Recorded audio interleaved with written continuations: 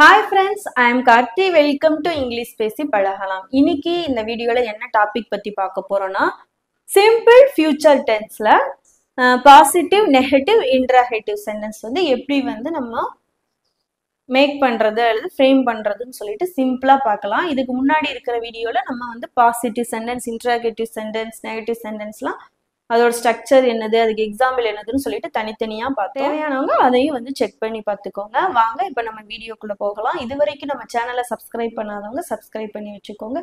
இந்த வீடியோ பிடிச்சிருந்தா கண்டிப்பா ஒரு லைக் பண்ணுங்க. ஃபர்ஸ்ட் பாருங்க, பாசிட்டிவ் சென்டென்ஸ். பாசிட்டிவ் சென்டென்ஸ்னா நேர்மறை வாக்கியம். இப்போ இதோட ஸ்ட்ரக்சர் என்னன்னு சொல்லி பார்த்தீங்கன்னா, ஃபர்ஸ்ட் என்ன நம்ம எழுதணும், பாசிட்டிவ் சென்டென்ஸ் பொறுத்த வரைக்கும் பார்த்தீங்கன்னா சப்ஜெக்ட் எழுத போறோம். சப்ஜெக்ட்டுக்கு அப்புறம் இப்போ நம்ம சிம்பிள் ப்ரெசன்ட் டென்ஸ்லயோ சிம்பிள் பாஸ்ட் டென்ஸ்லயோ பாசிட்டிவ் சென்டென்ஸ்ல ஆக்சிலரி வெர்ப் வந்து யூஸ் பண்ணியிருக்க மாட்டோம். ஆனா நம்ம ஃபியூச்சர் டென்ஸை பொறுத்த வரைக்கும் பாசிட்டிவ் சென்டென்ஸ்ல ஃபர்ஸ்ட் சப்ஜெக்ட் எழுதிட்டு ரெண்டாவது என்ன எழுதணும்னா ஆக்சிலரி வெர்ப். ஃபியூச்சர் டென்ஸ்க்குரிய ஆக்சிலரி வெர்ப் என்னது, வில். எழுதிட்டு வெர்ப் வந்து எழுதணும். வெர்ப் வந்து என்ன ஃபார்ம்ல இருக்கணும் நமக்கு, first form. First form, base form, present form எது வேணா சொல்லிக்கலாம். நம்ம வெர்பு வந்து கண்டிப்பா நமக்கு ப்ரெசன்ட் ஃபார்ம்ல தான் இருக்கணும். ப்ரெசன்ட் ஃபார்ம்னா என்னது, நமக்கு பிளே, குக், ஈட், ஸ்பீக் இந்த மாதிரி வர்றதுலாம் நமக்கு ஃபர்ஸ்ட் ஃபார்ம். ஸோ வெர்பு வந்து நமக்கு அந்த ஃபார்ம்ல தான் இருக்கணும். இதுதான் பாசிட்டிவோட ஸ்ட்ரக்சர். இப்போ நெகட்டிவ் சென்டென்ஸ் பாருங்க. நெகட்டிவ் சென்டென்ஸ்னா என்னது, எதிர்மறையான வாக்கியம் அப்படின்னு சொல்லி சொல்லுவோம். இப்போ இதோட ஸ்ட்ரக்சர் என்னன்னு சொல்லி பார்த்தீங்கன்னா, ஃபர்ஸ்ட் சப்ஜெக்ட் எழுத போறோம்.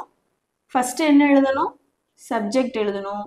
அதுக்கடுத்து என்ன எழுதணும், ஆக்சிலரி வெர்ப். ஆக்சிலரி வெர்ப் என்னது, ஃபியூச்சர் டென்ஸ்க்குரியது வில். நெக்ஸ்ட் என்ன எழுதணும், இது நெகட்டிவ் சென்டென்ஸ்ன்றதுனால நாட் போட போறோம். அதுக்கப்புறம் என்ன எழுதணும், வெர்ப். வெர்ப் என்ன ஃபார்ம்ல இருக்கணும்,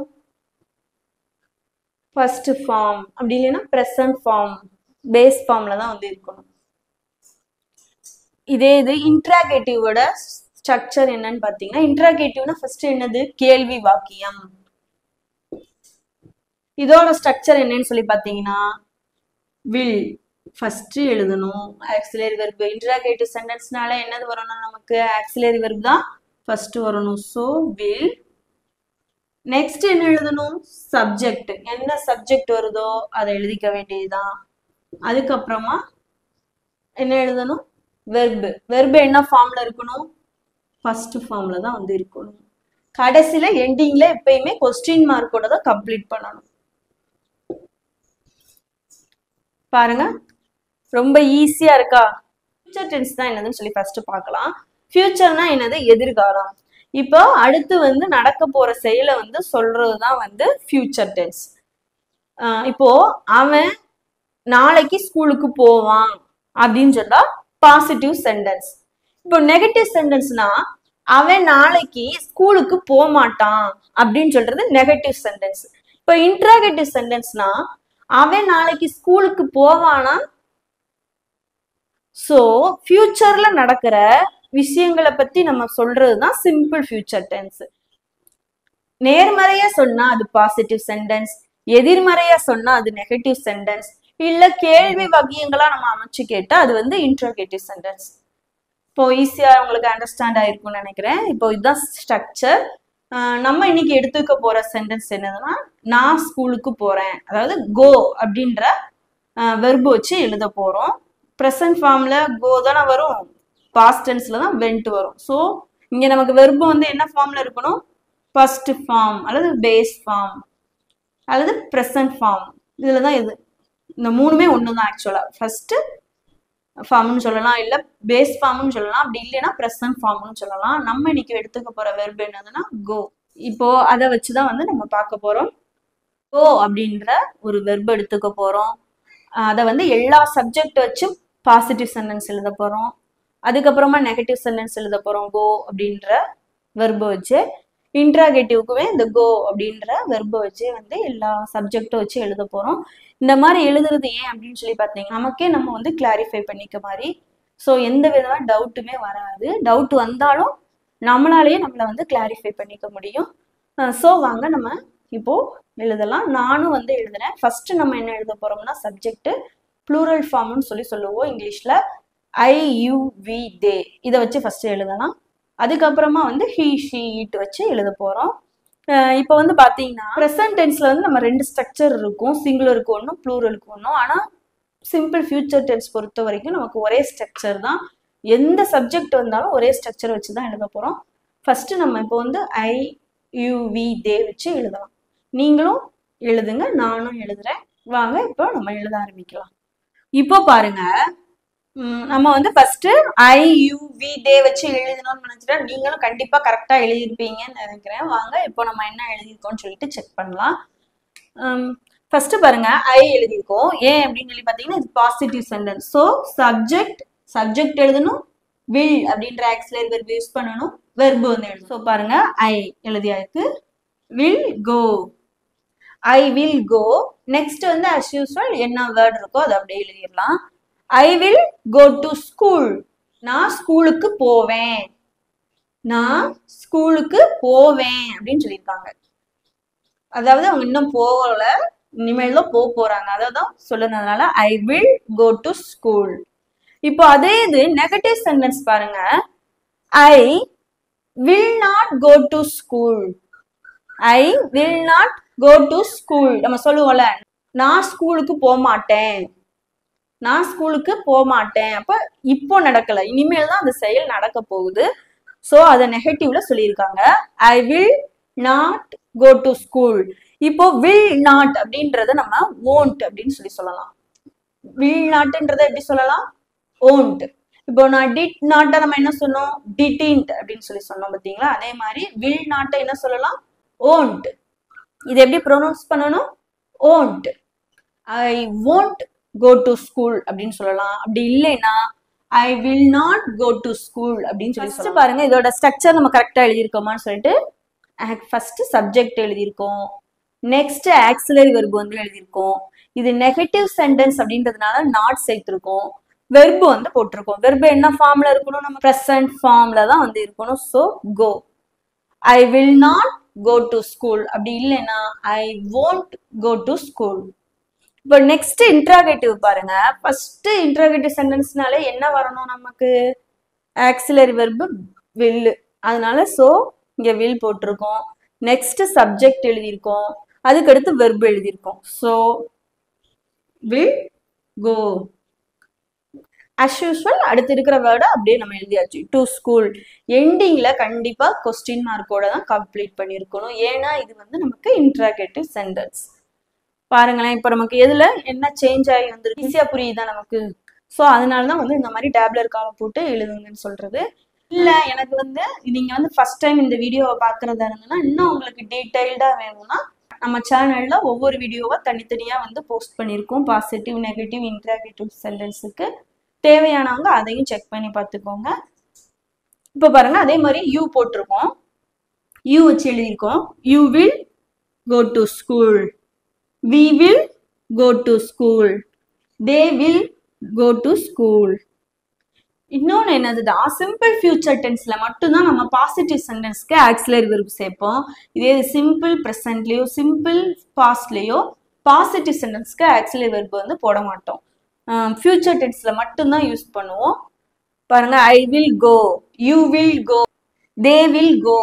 இந்த மாதிரி எது வந்தாலுமே சரி நம்ம சப்ஜெக்டை எழுதிட்டு நெக்ஸ்ட் வந்து நம்ம ஆக்சிலரி வெர்பு போட்டு அதுக்கப்புறமா என்ன வெர்போ அதை அப்படியே வந்து எழுதி. இப்போ இதே இது அவன் சாப்பிடுவான் அப்படின்னு சொல்லி இருந்தா எப்படி எழுதுவோம் நம்ம? I will eat, you will eat, they will eat, we will eat. இப்போ பாருங்க நெகட்டிவ் சென்டென்ஸ் பாருங்க. அதே மாதிரி I will not go to school, அப்படி இல்லைன்னா I won't go to school, you won't go to school, we won't go to school. அப்படி இல்ல they will not go to school. ரெண்டுமே ஒண்ணுதான். இதோட சுருக்கம் தான் வந்து நமக்கு won't. ஈஸியா புரிஞ்சிருச்சு பாருங்க, அவ்வளவுதான். இதுதான் வந்து நமக்கு டிஃபரன்ஸ் ஆகுது, won't go to school. இப்போ இங்க என்ன நமக்கு சேஞ்ச் ஆயிருக்கு, இங்க என்ன சேஞ்ச் ஆயிருக்குன்னு சொல்லி தெரியுதா? சிம்பிள் தான். இங்க பாசிட்டிவ்ன்றதுனால நாட் போடல, இது நெகட்டிவ்ன்றதுனால நாட் போட்டிருக்கும். டிஃபரன்ஸ் உங்களுக்கு புரிஞ்சுதா? இப்போ இதே மாதிரி இன்ட்ராகேட்டிவ் சென்டென்ஸ் பாருங்க. ஃபர்ஸ்ட் இது வந்து நமக்கு இன்ட்ராகேட்டிவ்ன்றதுனால ஆக்சிலரி வெர்ப் எழுதியிருக்கோம். will I go to school? will you go to school? will we go to school? will they go to school? நான் நாளைக்கு ஸ்கூலுக்கு போவேனா? அவங்க நாளைக்கு ஸ்கூலுக்கு போவாங்களா? அவர்கள் நாளைக்கு ஸ்கூலுக்கு போவாங்களா? இது என்னது? நாங்க நாளைக்கு ஸ்கூலுக்கு போவோமா? நீங்க நாளைக்கு ஸ்கூலுக்கு போவீங்களா? இப்போ பாருங்க, நம்ம வந்து ஃபர்ஸ்ட் இப்போ ஐ வி யூ தே எழுதி முடிச்சோம். இப்போ ஹி ஷி இட்லாம் வந்தா எப்படி எழுதணும்னு சொல்லி பார்க்கலாம். நானும் எழுதுறேன், நீங்களும் கண்டிப்பா எழுதுங்க. இப்போ பாருங்க, நம்ம ஹி ஷி இட் இது வந்தா எப்படி வரும்னு சொல்லிட்டு எழுதியிருக்கோம். நீங்களும் கரெக்டா எழுதியிருப்பீங்கன்னு நினைக்கிறேன். பாருங்களேன், he will go to school. subject, auxiliary verb, verb first formல இருக்கணும். அப்புறம் as usual என்ன வேர்ட் இருக்கோ எழுதிக்கலாம்.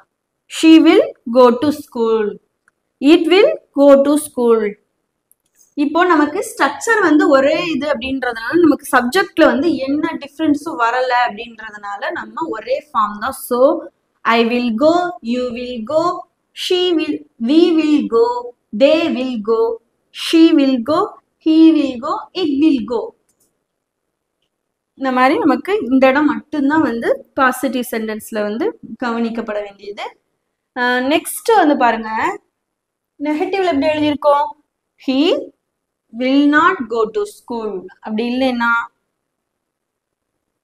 he won't go to school, she will not go to school, it will not அல்லது won't go to school. Future டென்ஸை பொறுத்த வரைக்கும் பாசிட்டிவ்க்கும் நெகட்டிவ்க்கும் ஒரு டிஃப்ரென்ஸுமே இல்லை. நெகட்டிவ் சென்டென்ஸ் அப்படின்றதுனால மட்டும் நடுவில் நாட் சேர்த்துருக்கோம். மிச்சபடி இதுவும் நமக்கு ஒரே மாதிரி தான் வந்து வரும். நடுவில் அந்த நாட் அப்படின்றது மட்டும்தான் வந்து இங்க வந்து இதுக்கும் டிஃப்ரென்ஸ் ஆகுது. ஐ வில் கோ டு ஸ்கூல்னா நான் ஸ்கூலுக்கு போவேன். I will not go to ஸ்கூல்னா நான் ஸ்கூலுக்கு போக மாட்டேன் அப்படின்றது மட்டும்தான். புரிஞ்சுச்சா உங்களுக்கு? இப்போ அதே மாதிரி வாங்க இன்ட்ராகேட்டிவ் சென்டென்ஸ் எப்படி எழுதியிருக்கோம்னு பார்க்கலாம். இன்ட்ராகேட்டிவ் சென்டென்ஸ்னாலே ஃபர்ஸ்ட் நம்ம என்ன எழுதியிருக்கிறோம்? ஆக்சிலரி வெர்ப் வந்து யூஸ் பண்ணியிருக்கிறோம். நெக்ஸ்ட் வந்து சப்ஜெக்ட், அதுக்கடுத்து வெர்பு ஃபர்ஸ்ட் ஃபார்ம்ல இருக்கணும். அதுக்கப்புறமா என்ன வேர்ட் இருக்கோ அது அப்படியே எழுதியாச்சு. will he go to school? will she go to school? will it go to school?